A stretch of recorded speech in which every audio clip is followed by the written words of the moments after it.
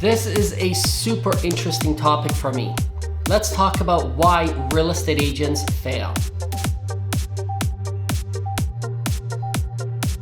It's no surprise that there's a huge failure rate in the real estate world. It seems like it's a revolving door. Agents come in, within a couple of years, and most of them are out. Well, there's a huge reason why this is actually happening. I don't believe that real estate agents fail because they're bad people or they're lazy or maybe they don't understand how this business works. It really does go much deeper than that. It's a personality thing. We all have strengths and we all have weaknesses. I have so many, I seriously can't count them all. The key is to be aware of what your strengths are and what your weaknesses are. And the biggest reasons why real estate agents fail is because their weaknesses allow for that to happen. Let me explain.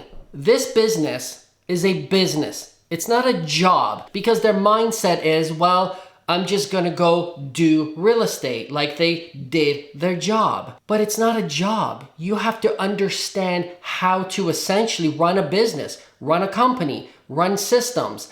And that involves so many things. And let's face it, when you have a job, you're focused on one job. There's a book I want to bring to your attention. E-Myth Revisited. It's extremely powerful, and it really explains the reason why most real estate agents fail, but it also shows you how to succeed as a real estate agent. E-Myth Revisited, Why Most Small Businesses Don't Work and What to Do About It. It might as well be called Why Most Real Estate Agents Fail and What to Do About It. The concepts are the same. This industry is not a job. You have to think like an entrepreneur. There's one part that I want to read to you first. The Fatal Assumption. That's the title of this part. I'm not going to go through the whole book. And the author, Michael E. Gerber, he tells an amazing story in this book. Once I finished the book, it was like,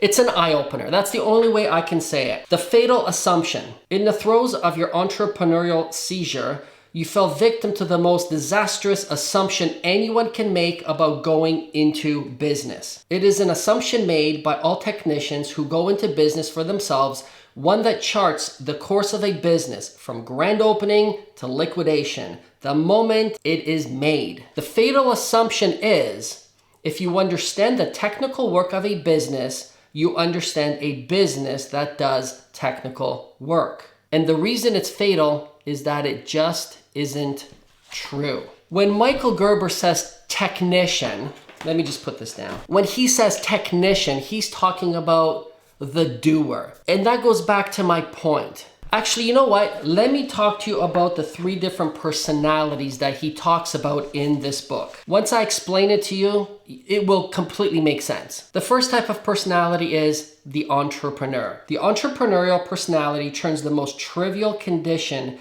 into an exceptional opportunity. The entrepreneur is the visionary in us, the dreamer, the energy behind every human activity, the imagination that sparks the fire of the future, the catalyst for change. Keep that in mind. The second personality is the manager. The managerial personality is a pragmatic. Without the manager, there will be no planning, no order, no predictability. I'm obviously just giving you little snippets, but I hope that's enough to kind of paint the picture. I'll explain it all. The third personality is the technician. The technician is the doer. If you want it done right, do it yourself is the technician's credo. The technician loves to tinker. Things are not to be taken apart and put back together again. Things aren't supposed to be dreamed about. They're supposed to be done.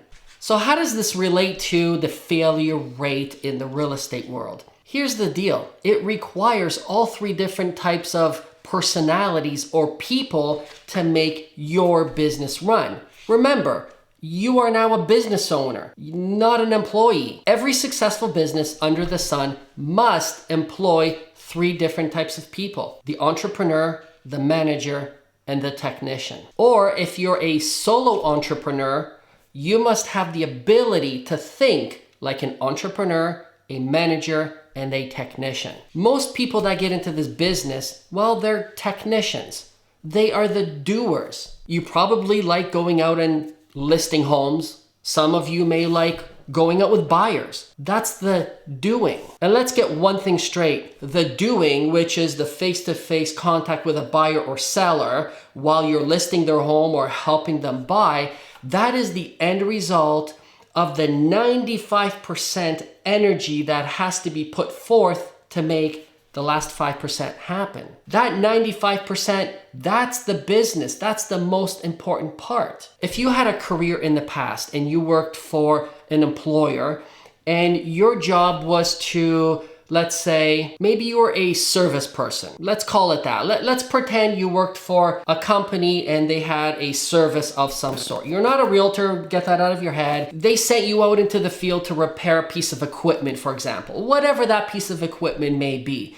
Well, you know how to go out and fix that piece of equipment. Now remember, you're the technician. So in your mind, you may think, well, I know how to fix that piece of equipment. Why don't I just start up my own company and go out there and fix the same equipment? I could be my own boss, work my own hours, make a heck of a lot more money because most of it, let's face it, goes to my company. I will do that. How does that relate to the real estate agent?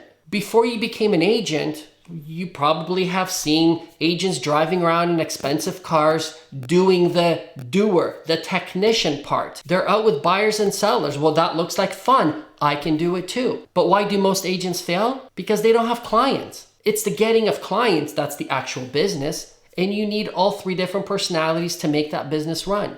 You need the visionary, the entrepreneur. They're the ones that are creating the market, the vision of that company. And let's face it, when you look at most advertising or marketing from a real estate agent, it all looks the same. Bland, vanilla ice cream. Nobody actually stands out because all real estate agents market themselves the same way. I can help you buy a home or sell a home. Yeah, who cares? So can everybody else. The visionary is the person that will take that apart and create something, a marketing message, a brand, a vision for that company. So think, if you were an entrepreneur and you're looking at your own business, what do you think of your marketing? What do you think of your vision? What do you think of how you attract clients? The entrepreneur's job is to create that. Then there's the manager, the person that creates the systems. They talk to the visionary, the entrepreneur, they dissect that. They're like, oh, okay, that's what you want. I can put the systems together to make that happen. I can manage people to make sure your vision has a system behind it. So everything is done systematically to make sure that your client is happy at the end of the day. As a real estate agent, you need the ability to not just think of your vision, but how do you create systems to make that happen? From what I've seen out there, most agents actually don't have that ability. And the agents that do, their weakness is to actually be with the client because they know how to put systems together. They don't know marketing. They're too afraid to be with a client, but heck, they could put a system together all day long. The third personality is the doer, the technician. That's what most real estate agents are. The doing part of real estate is, well, the face-to-face with a client, a buyer or a seller, helping them buy or sell, negotiating the contract. That's the doing. But like I said, that's the end result of the vision, the systems. And when most agents get a license, they focus on their one single strength. They're either a visionary, a manager, or a technician. You are one of them naturally. You may be able to do all three, but one comes naturally to you.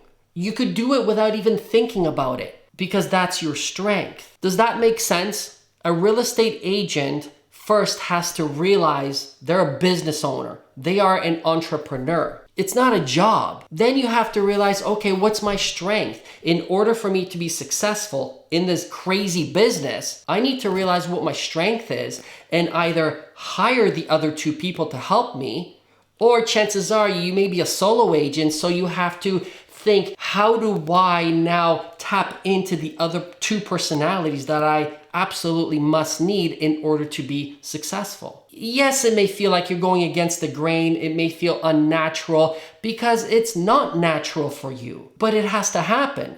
You either build that strength yourself, the other two personalities that you need, those two traits, or you hire those two people. It's no wonder why these big teams only get bigger, because they have all three different personalities making it happen.